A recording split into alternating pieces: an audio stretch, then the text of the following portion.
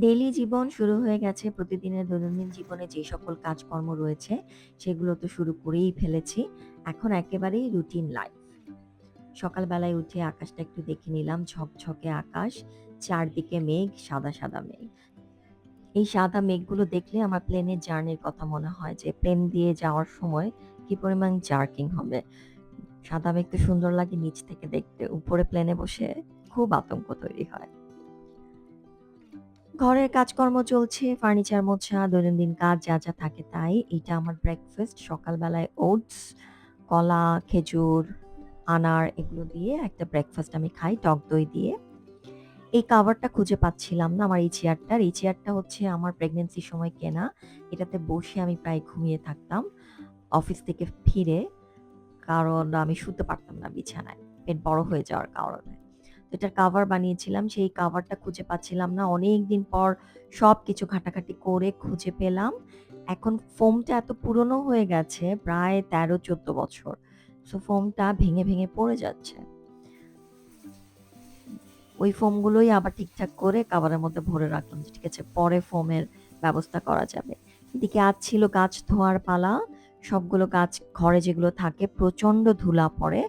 এই গাছের পাতাগুলো দেখলে বোঝা যায় আসলে ডেইলি কি পরিমাণ ধুলা পড়ে ঘরে। কারণ গাছের পাতা তো আর ডেইলি পরিষ্কার করা হয় না। সো গাছ ধুয়ে এগুলো একটু ঠিকঠাক করলাম। গাছের পাতা মোছার কাজ চলছে। কিছু পাতা খালা মুছেছে, কিছু পাতা আমি মুছেছি। কারণ কারোর একারের এই গাছের পাতা মোছার মতো কাজটা আনন্দদায়ক লাগে না। খুবই বিরক্তিকর লাগে একটা, একটা পাতা ধরে, ধরে পরিষ্কার করা। সো ধুলা যেহেতু আমি একদমই পছন্দ করি না, নোংরা অগোছালো আমি একদম পছন্দ করি না। সো সেই কারণেই এই কাজগুলো করা। চলে গেলাম রান্নাঘরে। কড়াই ডান্সিং করতে, করতে আমি রান্না করছি। মানে ইলেকট্রিক চুলাতেই কড়াইটা বসে না, নড়তে থাকে।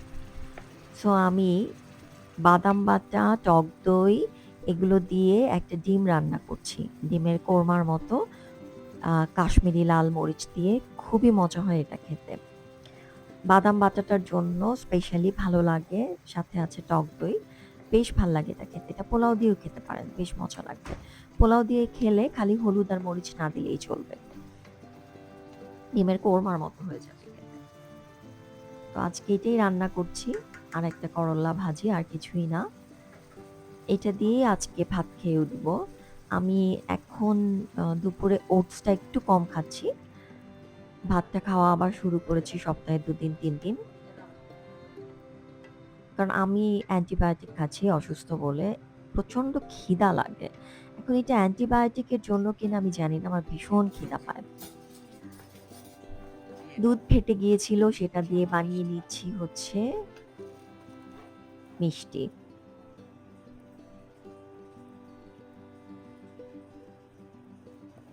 দারচিনির গুঁড়া, এলাচের গুঁড়া দিয়ে দিলাম। সন্দেশ বানিয়ে নিব।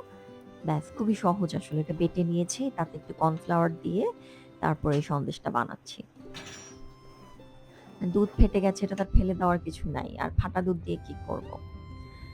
এগুলো কাজ সেরে চলে যাচ্ছি ছেলেকে স্কুল থেকে আনতে। বললামই তো আগে যে একেবারে দৈনন্দিন রুটিন শুরু হয়ে গেছে। খুবই বোরিং এই লাইফটা, কিন্তু কিছু করার নেই। দায়িত্বগুলো তো আপনি অন্য কারোর কাঁধে চাপিয়ে দিয়ে ইচ্ছামতো জীবনযাপন করতে পারবেন না। কয়েকদিন আরামে ঘোরার জন্য, কয়েকদিন আরামে থাকার জন্য সারা বছর প্রচুর কষ্ট করতে হয়।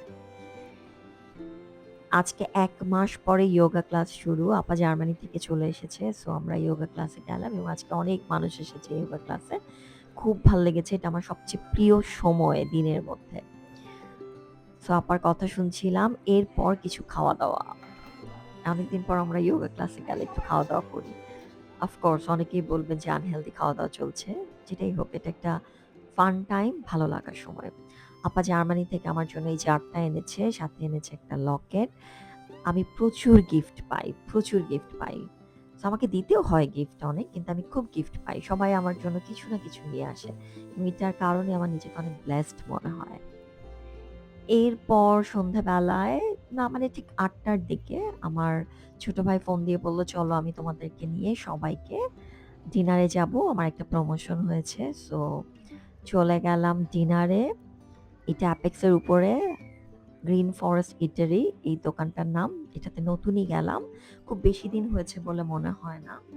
খাবার বেশ ভালো ছিল। আমার হাসব্যান্ড যেহেতু ভেজিটেরিয়ান, সো তারা একটা শেফ স্পেশাল দিল পোলাওয়ের সাথে বেগুনের একটা প্রিপারেশন। এত ভালো ছিল খেতে, খুব ভালো ছিল। সো আম্মা আমার ভাইয়ের বউ চলে আসলো। সোমা আমার বড় ভাইয়ের বউ আর আমাদেরকে ডিনারে ইনভাইট করেছে আমার ছোট ভাই। ওর এখনো বিয়ে হয়নি, আমরা মেয়ে খুঁজছি। আমার মেঝো ভাই অফিসে, ও এখনো আসতে পারেনি। ওদের এই ধরনের নানা রকমের খাবারগুলো নিয়েছিলাম। এগুলো স্টার্টার হিসেবে নিয়েছিলাম। বেশ ভালো ছিল খেতে। সত্যি ভালো ছিল। আমি খুব অবাক হয়েছি যে এত মজার খাবার এখানে। এটা এক্সপেক্টেড ছিল না। কারণ এখন কোথাও যেয়ে খেতে খুব একটা মজা লাগে না। খুব অ্যাজ ইউজুয়াল টেস্ট লাগে। সো খাবার বেশ ভালো ছিল, ভালো লাগলো খেতে। সময়টাও আমরা ভালো মতো খুব সুন্দর করে উপভোগ করলাম। পরিবারের সাথে সময় উপভোগ করতে তো সবসময় ভালো লাগে। এটা একটা ভালো লাগার সময়। একটা অন্য ধরনের শান্তি, একটা আরাম মনের মধ্যে লাগে। এরপর ফিরে আসলাম। শুরু হয়ে গেছে যথারীতি একই রকমের দিন।